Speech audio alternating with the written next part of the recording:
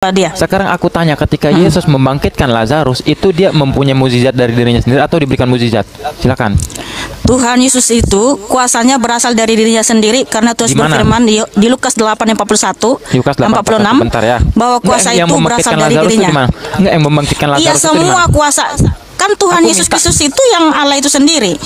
Aku minta, di mana yang tadi membangkitkan Lazarus, dia memberikan mukjizat dari dirinya sendiri.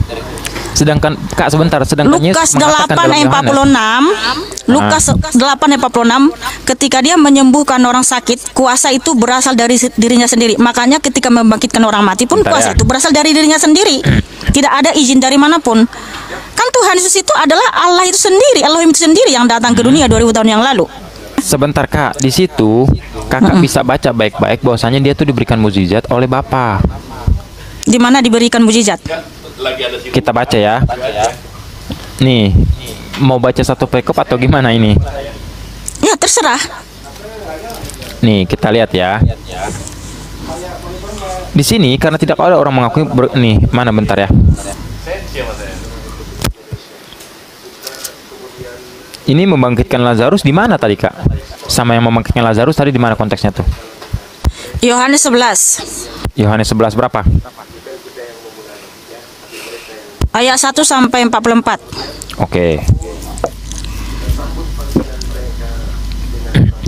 Yohanes 11 ayat 1 sampai 44. Kita baca ya. Ya, silakan. Oke. Ada seseorang yang sedang sakit, namanya Lazarus nih. Ia tinggal di Betania, kampung Maria dan adiknya namanya Marta. Maria ialah perempuan yang pernah meminyaki kaki Tuhan dengan minyak mur dan menyekanya dengan rambutnya, dan Lazarus yang sakit itu adalah saudaranya. Kedua perempuan itu mengirimi kabar baik kepada Yesus. Tuhan, dia yang engkau kasihi sakit. Ketika Yesus mendengar kabar itu, ia berkata, penyakit itu tidak akan membawa kematian, tetapi akan menyatakan kemuliaan Allah. Ini konteksnya sudah beda nih Kak, Tuhan dan Allah. Sebab oleh penyakit itu anak Allah akan dimuliakan. Yesus memang mengasihi Marta dan kakaknya namanya Lazarus. Namun setelah didengarnya bahwa Lazarus sakit, ia sengaja tinggal 2 hari lagi di tempat di mana ia berada. Tetapi sesudah itu ia berkata kepada murid-muridnya, mari kita kembali ke Yudea. Nih, kita yakinin dulu ya, ini konteks Tuhan dan Allah ini sudah berbeda. Berarti kakak nanti bisa buka juga dalam 1 Korintus 6:14. Nah, sebentar, murid-murid ia itu berkata kepadanya, Rabi, baru-baru ini orang Yahudi mencoba melempari engkau. Masih maukah engkau kembali ke sana? Jawab Yesus, bukankah ada 12 murid? Ada 12 jam dalam satu hari. Siapa yang berjalan pada siang hari? Kakinya tidak terantuk karena ia melihat terang dunia ini. Tetapi jikalau seorang berjalan pada malam hari, kakinya terantuk karena terang tidak ada di dalam dirinya. Demikian perkataannya, dan sesudah itu ia berkata kepada mereka, Lazarus, saudara kita telah tertidur, tetapi aku pergi ke sana untuk membangunkan dia dari tidurnya. Maka kata murid-muridnya kepadanya, Tuhan, kalau ia tertidur, ia akan sembuh. Tetapi maksud Yesus, ia tertidur dalam arti mati. Sedangkan sangka mereka Yesus berkata tentang tertidur dalam arti biasa. Karena itu Yesus berkata dengan terus terang, Lazarus sudah mati. Tetapi syukurlah aku tidak hadir pada waktu itu, sebab demikian lebih baik bagimu supaya kamu dapat belajar percaya. Marilah kita pergi sekarang kepadanya. Lalu Thomas yang disebut Didimus berkata kepadanya teman-temannya, yaitu murid-murid yang lain, marilah kita pergi juga untuk mati bersama-sama dengan dia. Maka ketika Yesus tiba, dapatinya Lazarus telah 4 hari berbaring di dalam kubur Betania. Nih, kita baca sampai mana ayat 41? Akulah kebangkitan dan hidup. Baca sampai mana nih? Sampai habis ya. Aku baca sampai habis, nggak apa-apa ya.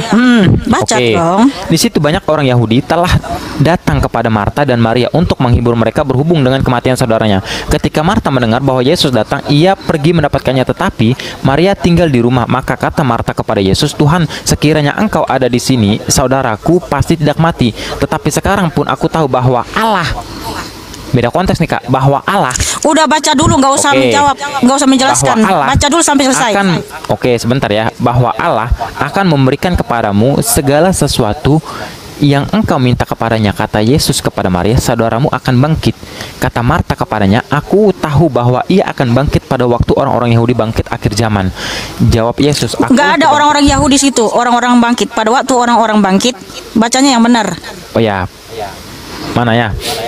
Kata Yesus Ayat 24. 24 kata Marta kepadanya, aku tahu bahwa ia akan bangkit pada waktu orang-orang bangkit pada akhir zaman.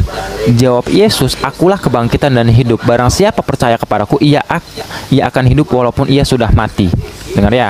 Dan setiap orang yang hidup dan orang yang percaya kepadaku tidak akan mati selama-lamanya. Percayakah engkau akan hal ini? Jawab Marta, ya Tuhan, aku percaya bahwa engkaulah Mesias, anak Allah. Mesias, anak Allah nih. Dia yang akan datang ke dalam dunia ini. Dan sesudah berkata demikian, ia pergi memanggil saudaranya Maria dan berbisik kepadanya, Guru ada di sana dan ia memanggil engkau. Mendengar itu, Maria segera bangkit lalu pergi mendapatkan Yesus. Tetapi waktu itu Yesus belum sampai ke dalam kampung itu, ia masih berada di tempat Marta menjumpai dia. Ketika orang-orang Yahudi yang bersama-sama dengan Maria di rumah itu untuk menghiburnya melihat bahwa Maria segera bangkit dan akan pergi keluar, mereka mengikuti karena mereka menyangka bahwa ia pergi pergi ke kubur untuk meratap di situ. Setibanya Maria di tempat Yesus berada dan melihat dia, tersungkurlah ia di depan kakinya dan berkatanya, Tuhan, sekiranya engkau ada di sini, saudaraku pasti tidak mati. Ketika Yesus melihat Maria menangis dan juga orang-orang Yahudi datang bersama-sama dengan dia, maka Masgul lah hatinya membaca aja kamu nggak bisa, saudaraku. Aduh. Udah, dia silakan. sangat terharu dan berkata, di manakah dia? Kamu akan baringkan. Jawab mereka, Tuhan, marilah dan lihatlah. Maka menangislah Yesus. Kepada orang-orang Yahudi, lihatlah betapa kasihnya kepadanya. Tetapi beberapa orang di antaranya berkata, ia akan memelekkan mata orang buta, tidak sanggup ia bertindak sehingga orang ini tidak mati. Maka masguloh pula hati Yesus, lalu ia pergi dari kubur itu. Kubur itu adalah sebuah gua yang ditutup dengan batu. Kata Yesus, angkat batu itu. Marta, saudara orang yang meninggal itu, berkata kepadanya, Tuhan, ia sudah berbau, sebab sudah 4 hari ia mati. Jawab Yesus, bukankah sudah kukatakan kepadamu, jikalau engkau percaya kepadaku, engkau akan melihat kemuliaan Allah. Maka mereka mengangkat batu itu, lalu Yesus mengadah ke atas dan berkata, Yesus berdoa nih. Ya, silakan baca ya. Bapa, aku mengucap syukur kepadamu karena engkau telah mendengarkan aku. Aku tahu bahwa engkau selalu mendengarkan aku. Tetapi karena orang banyak yang berdiri di sini mengelilingi aku mengatakannya supaya mereka percaya bahwa engkaulah yang mengutus aku. Dan sesudah berkata demikian, berserulah ia dengan suara keras, Lazarus, marilah keluar. Orang yang telah mati itu datang keluar, kaki dan tangannya masih terikat dengan kain kafan dan mukanya tertutup dengan kain peluh. Kata Yesus kepada mereka, bukalah kain-kain itu dan biarkan ia pergi. Oh, haleluya. Nah, jadi di sini iya, sekarang aku tanya. Di ayat 42-nya sampai seterusnya, coba kita baca ayat 42-nya ke Mekana. Di situ Tuhan menengadah tangannya ke langit kan? Berarti berdoa nggak dia? Ada 2 pribadi atau 1 pribadi ketika berdoa? Jadi ini juga penggenapan nubuatan di Ulangan 32 ayat 39 sampai 40 ketika Bapa menengadah mengangkat tangannya ke langit kan? Kan Bapa menyatakan ketika aku mengangkat tanganku ke langit. Nah, itu sudah digenapi. Makanya kenapa Tuhan Yesus ketika di depan orang Yahudi, orang Farisi, Tuhan harus menyatakan bahwa Bapa yang mengutus dia dan dia mengangkat tangannya ke langit untuk menggenapi nubuatan di Ulangan 32 ayat 39 sampai 40 itu, supaya orang Yahudi, orang Farisi itu percaya bahwa dialah Mesias yang telah dijanjikan yang datang ke dunia untuk menyelamatkan umat manusia. Itulah kenapa Tuhan Yesus Kristus mengangkat tangannya ke langit di situ. Dan kemudian ketika dia membangkitkan anak Yairus, di situ kan gak ada orang Farisi, gak ada Tuhan Yesus mengangkat tangannya ke langit. Tuhan hanya berfirman, anak muda, bangunlah, langsung bangun, ya.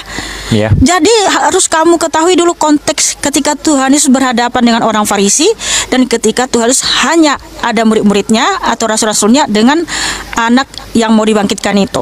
Jadi di sini Tuhan Yesus membangkitkan Lazarus. Kuasa itu berasal dari dirinya sendiri karena dia adalah Elohim itu sendiri yang datang ke dunia.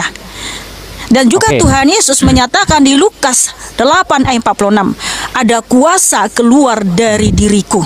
Jadi ketika dia menyembuhkan orang sakit, membangkitkan orang mati, kuasa itu berasal dari dirinya sendiri, sehingga menggenapi juga Firman-Nya yang tertulis di Ulangan 32 ayat 39, akulah yang mematikan dan menghidupkan, akulah yang meremukkan dan menyembuhkan.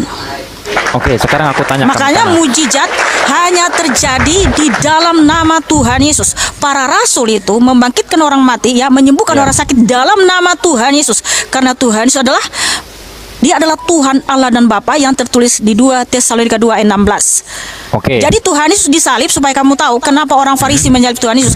Justru karena dia mengaku dia adalah Allah itu sendiri. Dia adalah Tuhan itu sendiri, makanya disalib. Karena orang Farisi, orang ahli Taurat nggak percaya.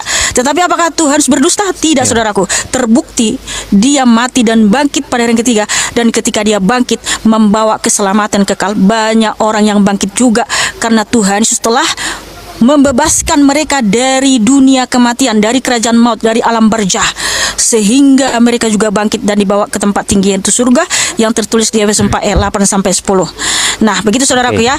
Jadi gini, ternyata saudara tidak bisa menjawab pertanyaan saya. Enggak, tunggu dulu ya. Diskusi itu harus fair, harus adil. Di mana saudara tidak ada menjawab pertanyaan saya. Siapa saksinya? Saudara tidak bisa menjawab, tapi nggak apa-apa ya. Oke, saudaraku, saya rasa sudah cukup dulu diskusi ini. Kami izin sebentar. Di sini kita baca baik-baik ya. Ferry, di ayat 42-nya sebentar, ini kepada orang yang mengutus aku loh. Iya, karena Allah itu kan roh. Allah itu roh, cahaya tak terhampiri. Ketika dia datang ke dunia, dia juga ada di surga, ada di mana-mana. Kalau Tuhan menyatakan Bapa tidak mengutus aku, artinya Allah itu jadi blunder. Dia tidak Allah Maha Hadir. Jadi ketika dia datang ke dunia, dia tetap ada di surga, ada di mana-mana dalam waktu yang bersamaan. Nah begini, Ferry, kamu kan belum menjawab pertanyaan saya. Siapa saksi dari Tuhanmu bahwa dia tidak tidur, tidak ngantuk? Itu belum kamu jawab loh. Kamu udah berapa banyak saya jawab pertanyaanmu?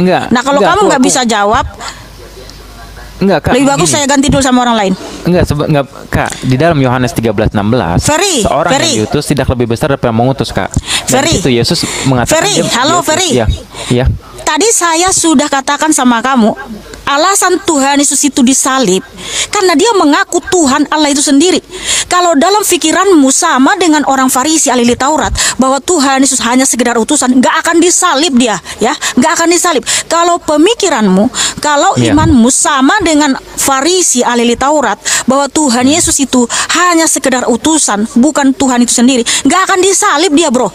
Tapi justru karena Tuhan Yesus mengaku dia adalah Allah itu sendiri, dia adalah Tuhan itu sendiri, makanya dia disalibkan. Makanya tadi, terus apa alasan Tuhan Yesus? Di dalam kekatolikan. Apa alasannya kenapa? Di dalam, sebentar. Kamu nggak usah bawa Katolik, kamu bukan Katolik, ya? Iya. Sekarang pertanyaan saya nggak bisa kamu jawab. Apa bukti kemahakuasaan dari Allahmu? Ayat Al-Baqarah sudah dijawab tadi. Yang disaksikan oleh orang banyak dan tak bisa diklaim siapapun sehingga engkau menyembahnya. Kak, sebentar. Untuk menyembah itu memang ada perintah. Iya, apa bukti kemahakuasaan? Apakah ketika ada yang mengatakan akulah Tuhan, sembahlah aku, langsung kamu sembah? Tanpa ada bukti kemahakuasaannya? Yang namanya Tuhan itu pasti menyatakan dirinya dan memberikan sebuah perintah. Contohnya satu, di dalam surat Toha ayat 14 mengatakan bahwa innani anallah. Di sana dikatakan aku ini adalah Allah dan sembah. Kalau hanya ngaku-ngaku, Firaun juga ngaku Tuhan minta disembah. Sekarang aku tanya. Kaisar Nero juga mengaku Tuhan dan harus disembah. Bahkan Kaisar Nero punya tujuan harus menghapuskan nama Tuhan Yesus di muka bumi ini, supaya hanya nama dia yang berkibar, karena dia menganggap dirinya Tuhan dan yang harus disembah. Tapi ternyata dia bukan Tuhan. Lalu apakah ketika ada yang ngaku-ngaku Tuhan dan minta disembah langsung kamu sembah dia? Kita kan harus menguji dulu, betul nggak dia Tuhan apa bukan? Nah sekarang apa jawabanmu, saudaraku? Mana datanya? Ya sebentar, Kak. Sebentar ya. Kalau kakak mengatakan yang minta disembah itu iblis juga minta disembah, sekarang saya tanya, dalam Wahyu 22 ayat 10 itu siapa minta disembah? Ferry, jawab dulu pertanyaan saya. Apa bukti kemahakuasaan dari Allahmu yang disaksikan oleh orang banyak dan tak bisa diklaim siapapun? Tadi kamu bilang dia tidak tidur dan tidak ngantuk. Kalau kamu bilang tidak tidur, tidak ngantuk, batu juga tidak pernah tidur dan tidak pernah mengantuk. Ya karena gini, Kak, kalau kita memakai akal kita, kalau Tuhan tidur, lalu bagaimana dengan penciptanya? Loh, kalau standar Tuhan tidak tidur dan tidak ngantuk, batu juga tidak pernah tidur, malahan. Lah, Kak, justru yang lebih aneh kalau Tuhan itu mati, Kak. Kalau Tuhan mati lalu bagaimana? Tuhan Kristus itu mati dan bangkit, justru itulah bukti dia Allah yang Maha Pengampun. Kita nggak usah ke situ dulu ya. Kita masih membicarakan tentang apa bukti kemahakuasaannya. Nah, sekarang kamu tidak bisa menjawab, nggak apa-apa ya. Kita ganti dulu sama yang lain. Ya, terima kasih.